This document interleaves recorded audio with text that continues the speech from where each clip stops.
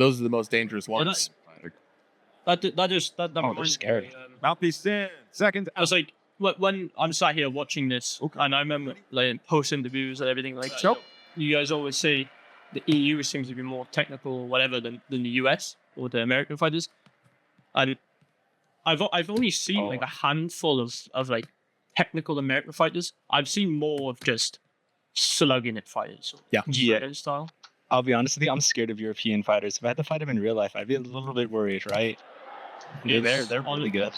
If like EU servers like matchmaking, it's so hard, dude. Oh my god, I've fought some absolute giants, and I've just been times I'm like, I'm just gonna leave. There's not a single chance I'm beating this guy.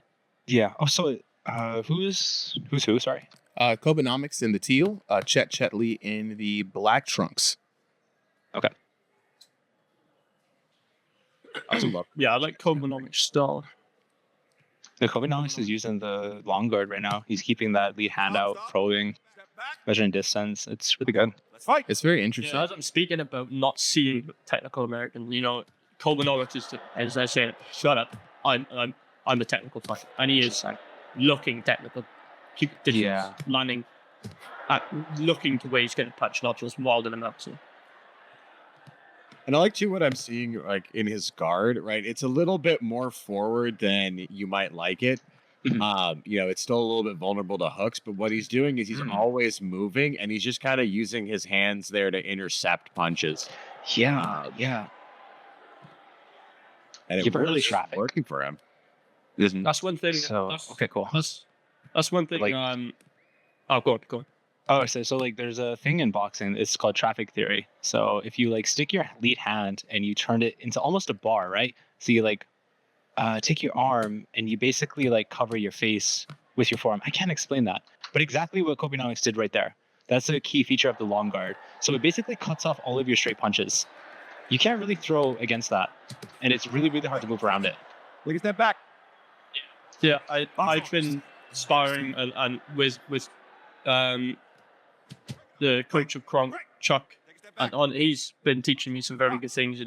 That cross guard, that's what it is. It's the cross guard. You have your hands up in front of your face, stop the jab, stop any hooks coming in. Also, like I was never used to this. I never really knew it was a thing. But when you're moving side to side, like Kobenomics is the worst thing when you're moving to that is receiving a hook. You're walking into a hook. So that when you're moving, it's getting that ear muff guard. Put your hand in you're already defending that hook. You know it's going to come, leaving that left hand available for a nice counter if they do for it. Yeah, that's a very good thing to do. Shout out to Chuck. Chuck's been teaching me some very good things. Probably why I've been getting better. So. Afro Samurai dropping in. He said, "Love that L guard." I absolutely love this type of conversation as we as we kind of go and watch, like seeing something we can definitely commentate on the style. Because to you guys' point earlier, a lot of the NA folks just come in and throw hands. It's more or less street fighting, right? When you see someone who's actually exercising technique, it comes across so clear. It's really good. Yeah. Especially, it's so clear. The best thing I figured out lately to really improve your game overall is switch stances. It sounds like stupid, but honestly, it works really well. If you switch stances, get comfortable with your offhands. For people who fight orthodox, switch southpaw. Really get the uncomfortable side. Try and get it comfortable. Because if you can switch stances mid-fight, confuse your opponent, honestly, it's going to be so much easier for you. Your opponent ready. I did that in my fight today. Yeah. How would that help you switching your stance, right? Like, how would that help you overall?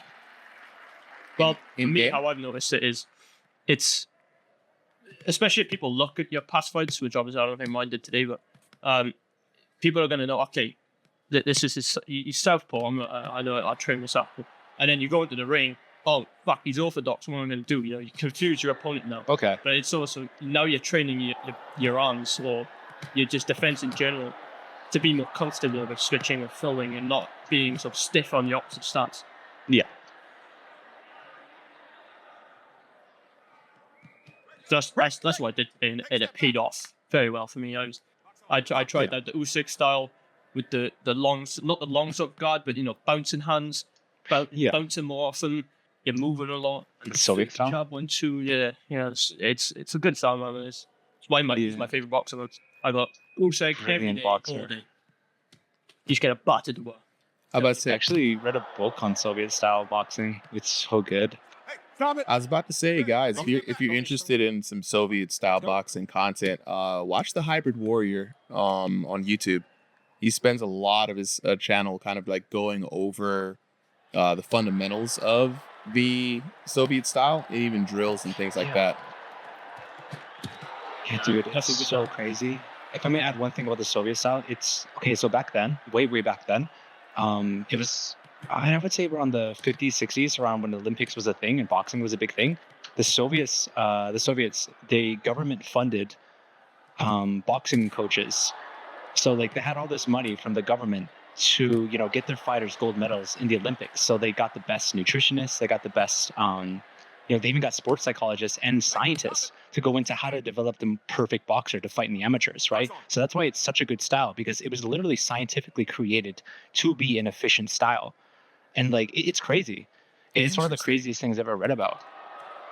Interesting. What that like Rocky IV stuff is actually like like legit. Ivan Drago is real.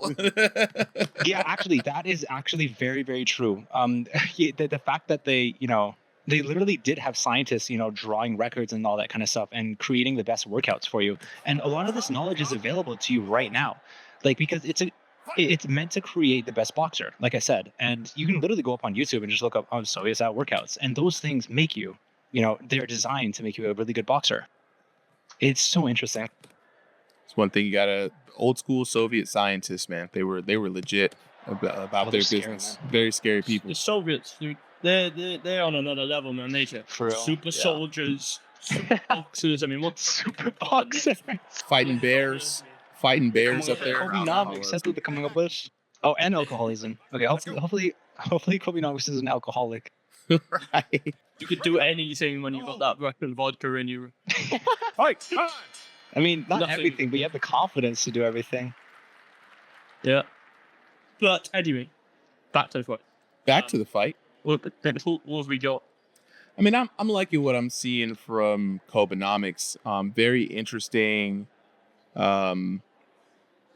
He's got a good build for the style that he has, right? His hands are long.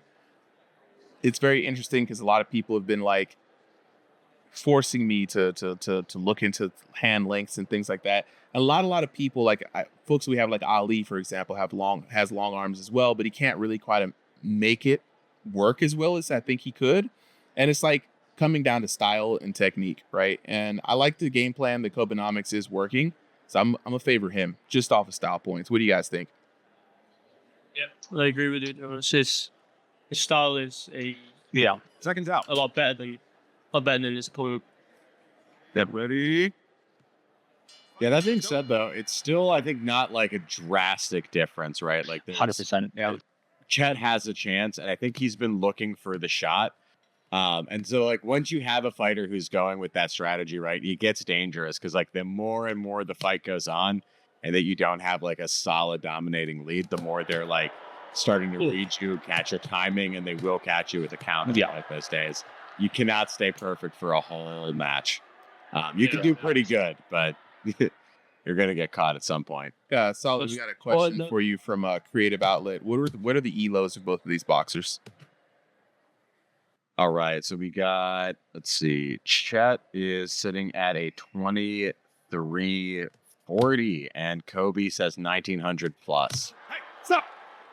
Okay, so not too far. I mean, once you get closer to 2000 range, I think you're like legit in this game. Of course, there are people, of course, monsters out there going to beat you, but 2000 is pretty admirable to get up to.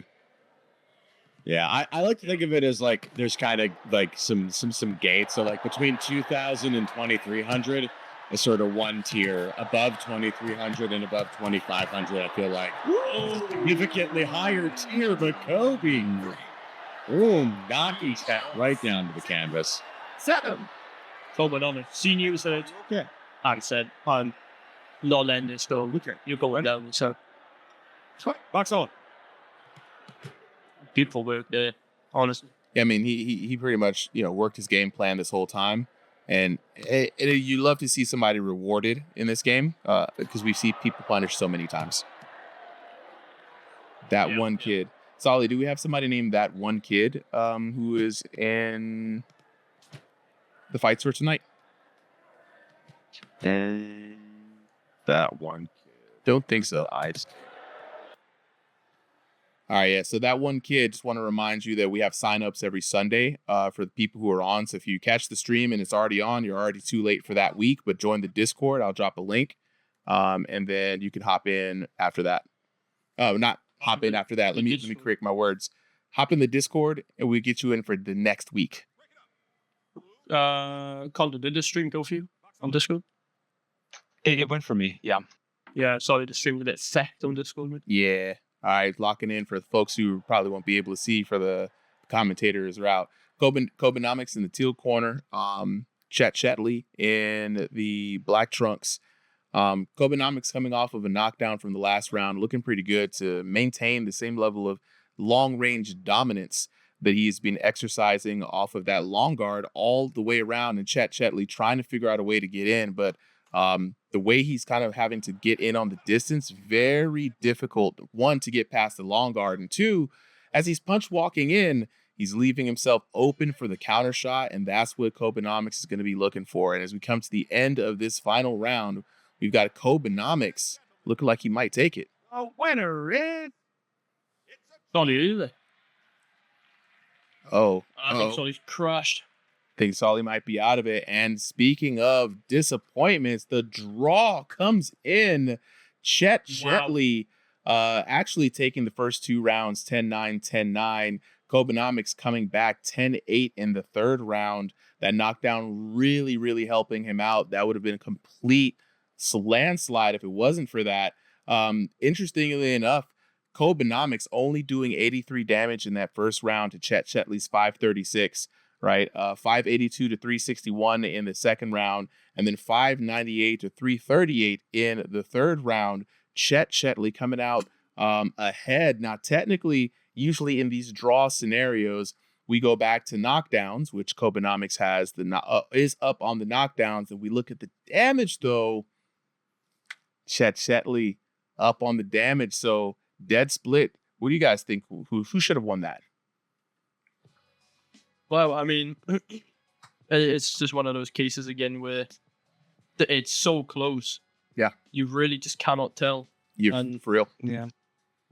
Yeah, with that knockdown, I really did think Cope had it. But, judges seen it different. And it's interesting. That first round, though, we're seeing a lot of these rounds where it's like sub 100. And something that has been just kind of annoying me sometimes where it may be a server issue, but your punches, even though they are connecting on your screen, don't seem to register, right?